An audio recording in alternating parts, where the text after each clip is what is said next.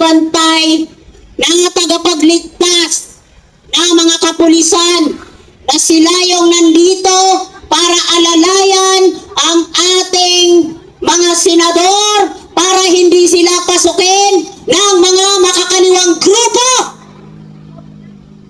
Sana po magtulungan po tayo, mga kapwa ko Pilipino. Bakit? Masyado na tayong subsob, pudpud ng ating mga paa at kamay dahil sa laban na to. Kung patuloy naman itong mga kabila na walang hangad, kundi ibagsak ang kapwa nilang Pilipino. Saan kayo makakita na ang isang trilyanes ay may bitbit na papel, na kuno, na papel na galing sa ICC? Meron bang ganon na isang nilalang, na isang Pilipino na nagpapanggap na tao ng International Criminal Court? Hindi po tama yan.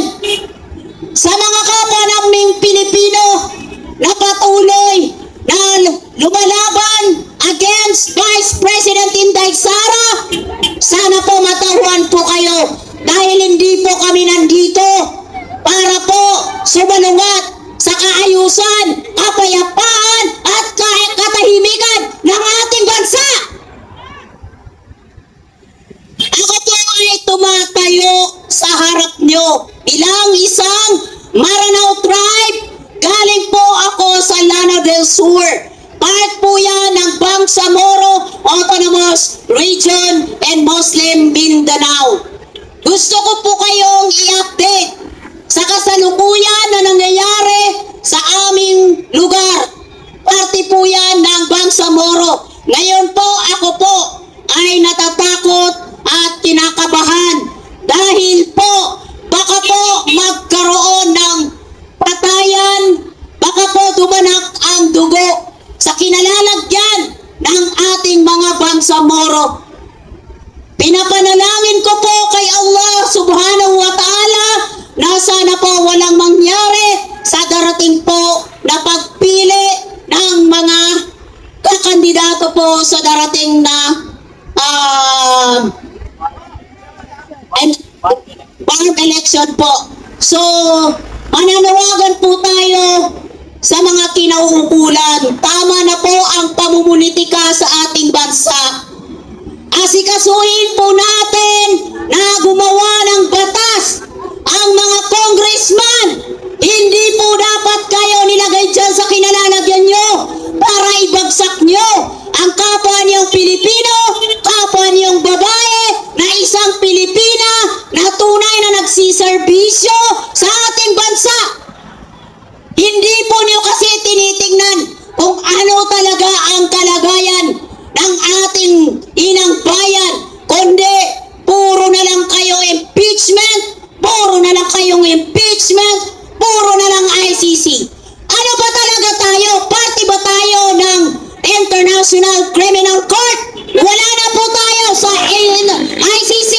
Ito po ay laban ng Pilipino sa Pilipino. Huwag po tayong sasama sa mga Pilipino na walang hangad, kundi sirain ang ating pinakamamahal na Pilipinas.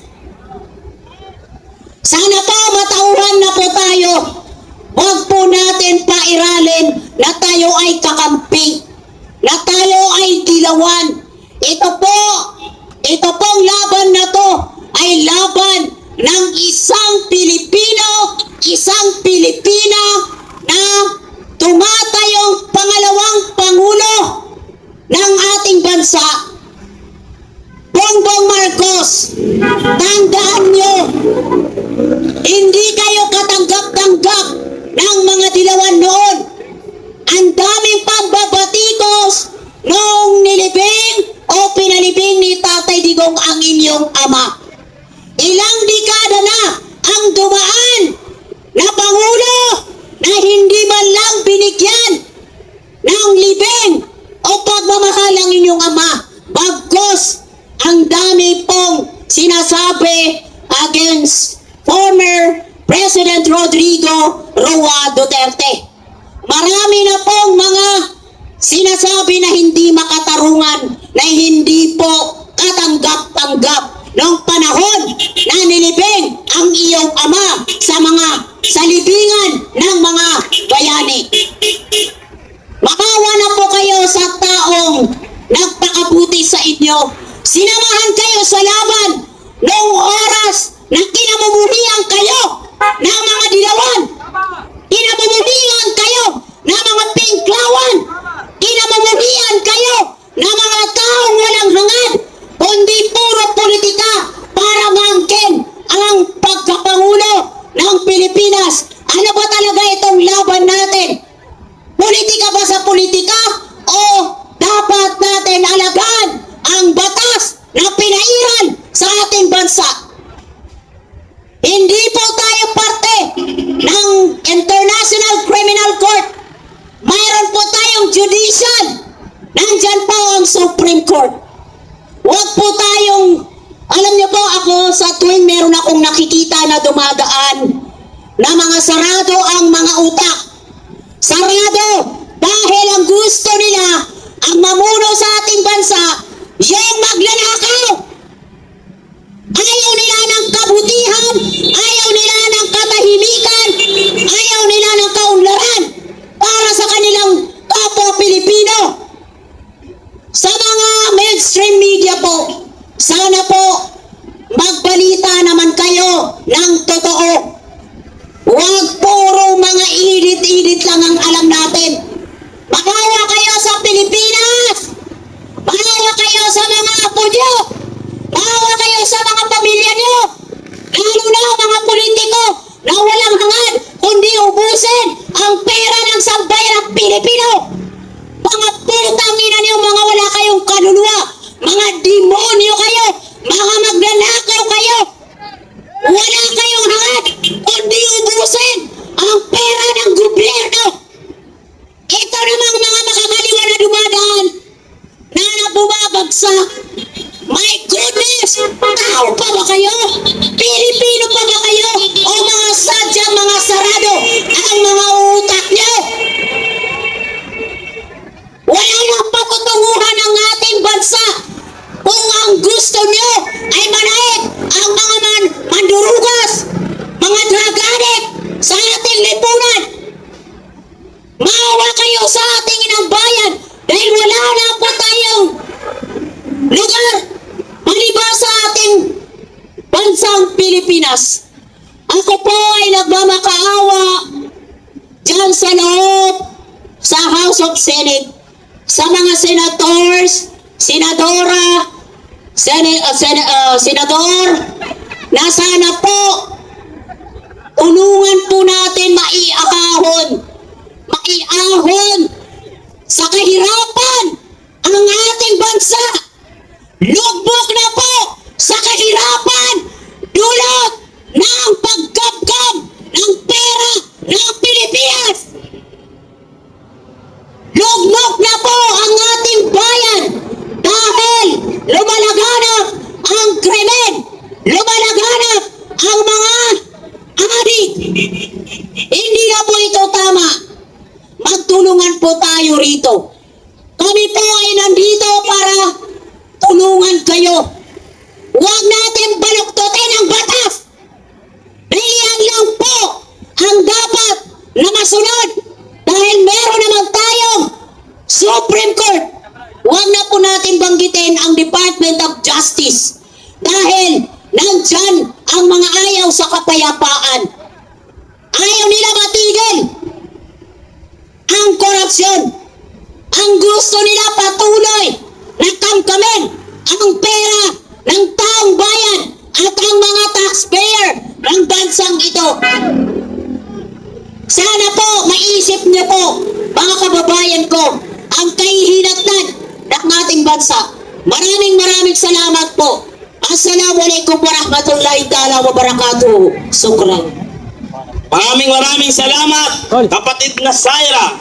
Okay, so bago ko po tatawagin muli ang susunod nating speaker, ay ngayon po ay magpapasalamat lamang tayo dahil Nariyan pa rin. Kukunti man tayo. Pero ito naman ang masasabi ko. Kukunti man tayo, pero hanggang dulo ay magsama-sama tayo dahil ang tunay na laban ay dito sa harapan ng Senado at hindi tayo bayad. Kaya tayo naririto dahil mayroon tayong dignidad at prinsipyo na kahit sinong kapwa Pilipino, taas noo tayo na tumingin sa kanila dahil ni Cinco hindi tayo binabayaran upang mapalito. Kaya maraming salamat sa lahat ng inyong mga tiwala at suporta. Pero yan po ay matuloy-tuloy po ang ating programa patuloy po hanggat mayroon po na isa sa atin na narito. Ngayon po, nais ko po ulit si Tatay Rani pasalamatan, pero mamaya ka na magsalita, Tay. Si Tatay Rani ay sinalang-alang niya ang pagiging konsihal ng Distrito 2 sa Quezon City para sa kung ano ang tama na ipanaglalaban niya. Si Tatay Rani po ay hindi natatakot at lahat ng ating kagamitan ay isang request lang sa kanya ay nariyan agad at dumarating para suportahan ang ating panawagan. Ngayon naman po, ang susunod kong tatawagin ay siyempre, kung tinawag ko ang kanyang miyembro, kailangan matawag ko rin ang aking kuya Onin ng DRS. Kaya, mga DRS, buhay pa ba kayo? Lalaban pa ba tayo? Walang susuko hanggat walang tumitigil. Hanggat tuloy ang impeachment, tuloy ang ating laban para protektahan ang ating inang bayan. Walang iba, kung hindi, Kuya Onin! Magandang salamat. Maraming salamat sa iyo, Kuya Benz. Nag-iikot-ikot na nga ako, nagtatago-tago na ako sa mga sulok, hindi pa rin tayo nakalusot, ano? Una-una po, nais po natin pasalamatan. Siyempre, ang walang sawang tunay na DDS na patuloy nakikisa, patuloy nakikibaka, at patuloy na nagbibigay suporta sa atin. Walang iba kung hindi ang ating Tatay Rani ng mas masa para kay Sara Duterte. Masada! And of course, pasalamatan po din po natin ang Rage Coalition na siyang nag-initiate ng ating tuloy-tuloy na rally dito. Kasama po ang Reform PH ni Mike Defensor at ang partido ni Alvarez. And of course, yung Reforma. And of course, yung lahat ng mga parallel groups na kabilang po doon sa Rage Coalition. Maraming salamat po sa inyo. Taos puso at walang tigil, walang humpay na patuloy po tayong nagpapasalamat sa inyong voluntaryong pakikiisa dito. Lalo na po sa ating mga ka-DDS na ginagawa na pong tahanan ng kalye ng Senate premises. No? Saludo at kudos po sa inyong lahat. Lalo na sa mga natutulog dito at nakahiga sa kanilang kanya-kanyang mga karton. Kami naman po, ang Duterte Rider supporters, ay patuloy pong nakikisa sa inyo. Patuloy pong makikibaka. Dahil ang pakikibaka at pakikisa ay hindi ito tawag lamang ng koalisyon. Kung hindi ito tawag ng tungkulin ng bilang mamamayang Pilipino. Dahil alam po natin na sobra na ang pang-aabuso ng kasalukuyang gobyerno. Papayag pa kayo na patuloy po tayong inaabuso ng kasalukuyang gobyerno? Papayag ba kayo na silang mga nasa itaas ay patuloy sa pagnanakaw ng kaban ng bayan? Papayag ba kayo na mas nilalaan nila yung kanilang oras sa impeachment ng ating VP Sara at yung mga kasalukuyang crisis na nangyayari sa ating bayan ay patuloy nilang isinasantabi? Kaya mga kababayan at sa lahat ng mga nanonood dito sa ating mga DDS vloggers, kayo po ay aming inanyayahan na tayo po ay tumungo dito. Araw-araw po natin kakalampagin ang Senado at ang ibang mga senador na naririyan na nagpapatuloy na magpagamit dahil po hindi natin alam kung anong maleta ang merong bitbit ang bawat isa sa kanila. Unang-una po, tayo po ay nagpapasalamat muli sa mga unang tumungo dito noong nilusog o pinuntahan ng mga ahente ng NBI upang dakpin, upang gayahin kung ano yung ginawa nila kay Tatay Digong ay pilit nilang gagawin para sa ating mahal na senador na si Ronald Bato de la Rosa. Ngunit mga kababayan, tayo po'y nagpapasalamat lalo na sa mga naririto nung gabi ngayon at napigilan natin yung kanilang hakbang upang maging illegal na kukunin nila muli si Senator Ronald Bato. Bakit po illegal na masasabi natin? Dahil po ito'y hindi nagkaroon ng proper coordination dito sa ating local judiciary court upang matugunan ang sinasabi nilang inihain ng ICC na warrant of arrest kay Senator Ronald Bato. Kaninang umaga ay nagkaroon po ng sesyon yung ating Korte Suprema at dininay po nila yung kahilingan ng kampo ni Senator Ronald Bato sa pamamagitan ng ISCA, yung Status Quo Ante Order or TRO, Temporary Restraining Order, upang pigilan ang paghuli ng mga maaring DILG, Department of Foreign Affairs, Department of Justice, Philippine National Police, or Criminal Investigation Detention Group, NBI, o kung ano pa mga ahensya na posibleng makialyansa doon sa ICC upang ihain ang warrant of arrest. At yung kahilingan ng kampo ni Kuya Senator Ronald Bato ay na-deny sa pamamagitan ng boto ng 951. Ako po, on my personal opinion, naniniwala po ako kung bakit po hindi po nag-succeed ang kahilingan ng TRO. Dahil po, kung tutuusin po natin, bakit nga naman nagbibigay ng TRO ang Korte Suprema sa isang warrant of arrest na hindi naman dumaan sa local judiciary system ng ating bansa? Kaya lamang po, hindi po nararapat na kailangan mag-release ng isang TRO dahil ang hawak po ng warrant of arrest ay hindi po dumaan sa local judiciary system ng ating bansa. Kung tutusin po natin, ito po ay walang basehan. Ang kanila pong pag-serve ng ICC warrant ay isa na naman pong bendalo katulad ng ginawa nila sa ating mahal na Tatay Digong. Kung kaya po tayo ay naniniwala na hindi po nararapat na at hindi po kailangan ng kampo ni Senator Ronald Bato ang isang TRO.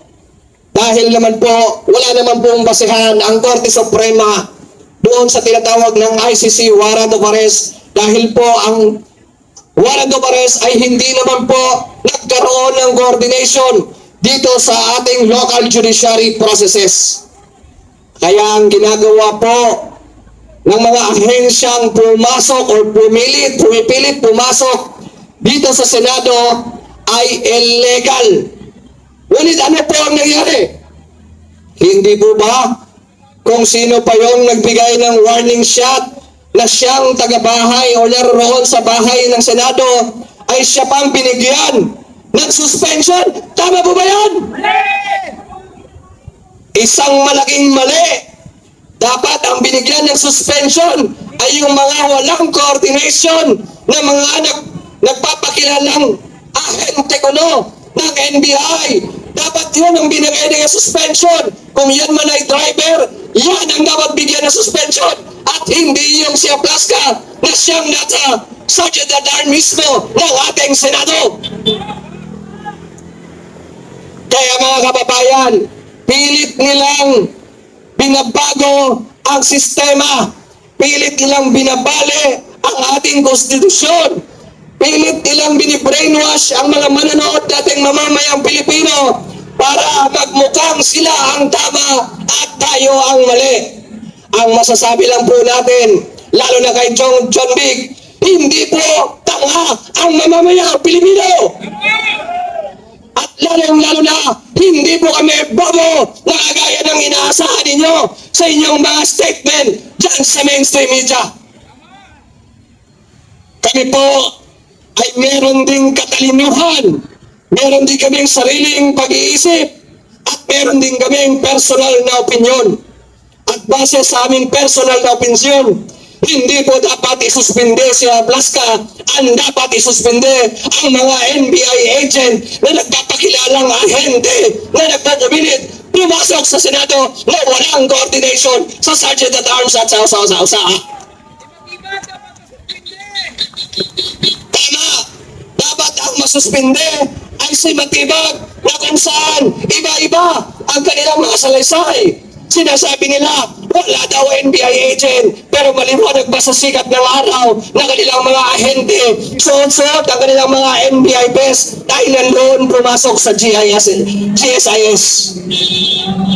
Ngayon, gumagawa sila ng script upang pagmukain na kaya po naroon ang mga ahente ng NBI ay dahil daw lamang sa artwork na bilyon-bilyon daw ang halaga. Ganun bilyon pala. Di yun ang pupuntahan namin sa susunod. Iyon ang nilusobi natin, bilyon-bilyon pala ang halaga No? Gumagawa ka na lang ng script, John Big. Elementary lang yata ang maniniwala sa'yo, Kungkong. Huwag mo kaming pagmukaing tanga. Nakakala mo kung ano yung sasabihin mo dyan sa mainstream media, ay maniniwala kami sa'yo. Bobo! Bobo ka, Junbek! Bobo talaga yan! Bayot ka, Junbek! Bayot! Kaawang mga kabalsan, lalo na yung mga patrolman na sunod-sunuran. Hanggang kailan kayo magpapailalim sa inyong mga kasahod? Hanggang kailan kayo magpapailalim sa inyong mga inaasahang mga pambuan na sahod? Panahon na para manindigan ng bawat isa. Nandyan ka man sa politiko, nandyan ka man sa kasundaluhan, nandyan ka man sa kapulisan, nandyan ka man sa ahensya ng kahit anong gobyerno. Hindi mahalaga yung sahod mo. Ang mahalaga ay meron kang bayag upang manindigan, dahil ang paninindigan ay hindi lamang sa sarili mo, hindi lamang sa pamilya mo, kung hindi para sa kapwa mo Pilipino, sa mga bayang Pilipino, at sa kamat bayan ito. Dahil kung tunay kang Pilipino, mahal mo dapat ang ating bayan at mahal mo dapat ang mamamayang Pilipino. Bakit nga ba tayo dito patuloy na sumisigaw, patuloy na nanawagan, at patuloy na nakikibaka? Dahil ramdam ng bawat isa sa atin na tama na, sobra ng pag-aapi ng gobyernong ito. Hindi na sapat ang manahimik, hindi na sapat na pamilya mo lang ang inatupag mo, hindi na sapat na yung trabaho mo lang ang inatupag mo. Panahon na upang makisa, panahon na upang makipaka, panahon na upang makialam, dahil ang pagkakaisa at pakikialam sa ating panawagan ay pagmamahal sa ating bayan at sa pamamayang Pilipino. Kaya sa lahat po ng ito, sa lahat po ng naririto, at sa lahat po ng patuloy na nakikiisa at nakikibaka, isang saludo at mabuhay po sa bawat isa sa inyo, lalong-lalo na sa ating mahal na Tatay Rani na naririto sa Masada, sa Rage Coalition, sa Reforma, sa Partido sa Reforms, at sa lahat ng mga parallel groups na walang sawang nakikibaka dito sa ating araw-araw sa Senado. At sa lahat ng magigiting nating mga senador na mas pinili nila ang kanilang ang tamang hakbang tungo sa kapalit ng mga proyektong inaalay ng kampo ni Bangag, ay saludo po kami sa inyo. Patuloy po kaming susuporta sa inyo at sa mga senador na mapagpanggap. Kami po ay nakatutok lamang sa inyo at babantayan namin ang bawat galaw ninyo. Hindi po namin papalampasin ang mga ginagawa ninyong panggagago sa ating mamamayang Pilipino. Muli, maraming salamat po sa ating lahat at mabuhay po ang mga mamamayang Pilipino na patuloy na nakikibaka sa ating pong laban. Maraming salamat po. Maraming salamat, Kuya Onin. Isang walang kapantay at napakatatag ng grupong Duterte Rider Supporters or DRS. Ayun po, bago po ako tatawag ng susunod nating speaker, sa ating mga kasamahan na may dalang placards, maaari bang tumayo lang kayo dyan at huwag niyong habulin ang mga sasakyang dumadaan at hayaan natin silang makadating kung saan sila pupunta. Ano? Para maiwasan natin yung aberya. At sa ating ulit na mga kapulisan na nandyan, maraming salamat at pasensya na kayo. Ang laban na ito ay walang tigil at hindi kami hihinto hanggat hindi namin nakakamit ang tunay na gusto ng ordinaryong Pilipino para sa inang bayan. Ngayon naman, dinugtungan ko lang po ang sinabi ng aming Kuya Onin tungkol sa mga NBI. Ako'y naniniwala na ang dapat suspindihin ay walang iba kung hindi si Direktor Melvin Matibag. Kali ka na muna, mamaya na. Dahil parang katulad lang din po yan sa isang bahay natin. Papayag ba kayo na papasukin ng inyong mga kapitbahay ang inyong bahay na hindi kayo nagpapaalam? Tayo po ay nandito hindi para magpasikat o makipaghasit ng lagim. Tayo po ay nandito para magpakita ng tunay na hangad nating Pilipino para sa kaayusan, kaunlaran at katahimikan ng ating bansa. Mabuhay ang kapwa Pilipino na nagsasakripisyo sa araw na to. Mabuhay tayong lahat. Ang tunay na Royal DDS. Number 1 na po dyan, si Tatay Rani Ludovica ng Quezon City. Siya po ang tunay na masasabi ko na totoong DDS dahil 2016 pa lang nandyan na po siya sa may labas po ng Batasan Pambansa. Nandun din po kaming magkapatid. Dahil kaming magkapatid, wala pa sa umpisa na nangampanya si Tatay Digong, hindi po kami nawala dyan. So maraming salamat po Tatay Rani sa iyong tunay na pagmamahal sa bayan, tunay na suporta na binibigay mo sa mag-ama, si BP Inday Sara at ni Tatay Digong at kay Senator Ronald Bato de la Rosa. Kami po ay nagpapasalamat sa mga vloggers at lalong-lalo na po sa Duterte Rider Supporters na walang humpay na tunay na nagbibigay ng suporta, walang tulugan. Ika nga ni Herman Moreno, mabuhay po kayong lahat. Pagpalain po kayo ni Allah sa inyong pagbibigay suporta at pagmamahal sa ating inang bayan. Pasalamat din po ako sa aking katabi nandyan palagi para ipakita ang kanyang pagmamahal sa ating inang bayan, sa ating pamilyang Duterte, kay Senator Ronald Bato de la Rosa,